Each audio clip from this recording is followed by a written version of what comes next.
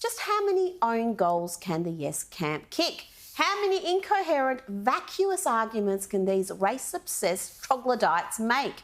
Just how many more times will they insult the intelligence of the voting public or attempt to guilt them into supporting a toxic proposal seeking to inject racial politics, indeed racial privilege, into the Constitution?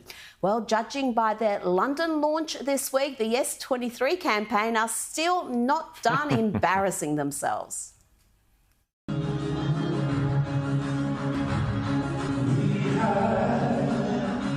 The chance to turn the pages over.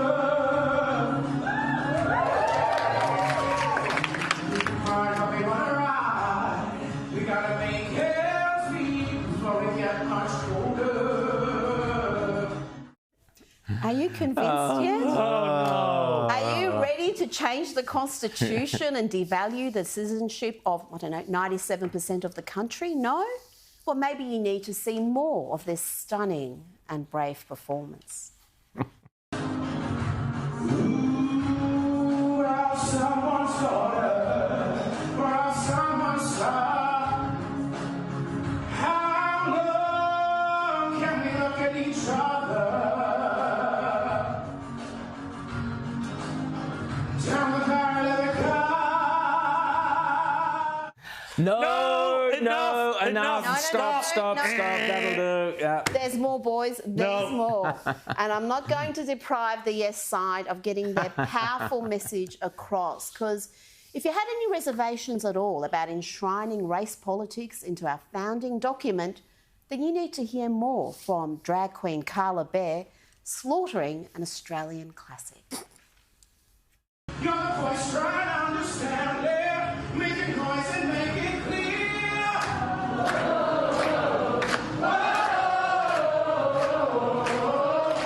We're not gonna sit in silence. We're not gonna live with fear.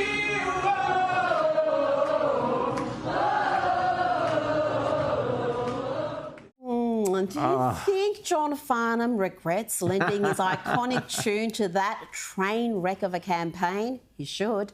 And it's worth noting that the London launch was no small event. Former Prime Minister Julia Gillard also embarrassed herself by speaking at that catastrophe of an event. Also embarrassing themselves and wasting their shareholders' money are a multitude of big corporates. Now, as I've often said, this referendum is not a fair fight. The Yes camp has all the advantages, including being backed by just about every sporting body, cultural institution, the celebrity and activist class, and most importantly, the corporates, who have donated tens of millions to the Yes cause, giving them a reported war chest of over $100 million, while the No camp can barely afford to run a proper campaign in the big population centres of Melbourne and Sydney. And let's just take a quick look at some of the corporates that have invested significant resources, in some cases millions, into this divisive race-based referendum. The companies trying to engineer a Yes victory include Qantas, Telstra, ANZ, NAB, indeed all of the big four banks, Westpac and CBA, plus mining giants including Woodside Energy, Rio Tinto and BHP. In fact, BHP and Rio Tinto donated $2 million each to the Yes cause. Just how they can justify that to their shareholders is beyond me. All the more strange given Rio Tinto supposedly has a policy that prohibits donations to political parties, and yet they can justify a donation to a cause backed by Labor and opposed by the coalition. How does that work? Also donating $2 million to the Yes side is Wesfarmers, which owns Kmart, Bunnings and Target and a bunch of other companies. These corporates, and there are plenty more, have stakeholders including staff and customers who are in the No camp. In most cases, the majority of their stakeholders, they certainly have shareholders who are firmly in the No camp. So how can they justify using their shareholder funds and resources to back the Yes side?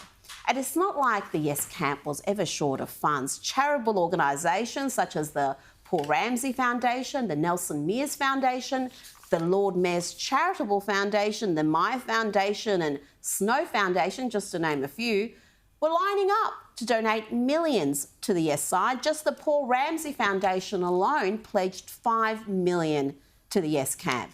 So Back to the corporates who are supporting this deeply divisive, toxic and increasingly unpopular proposal. Those corporates need a reckoning from their shareholders and also from Liberal politicians next time they're lobbied by those who have displayed utter contempt for the values of Conservative voters.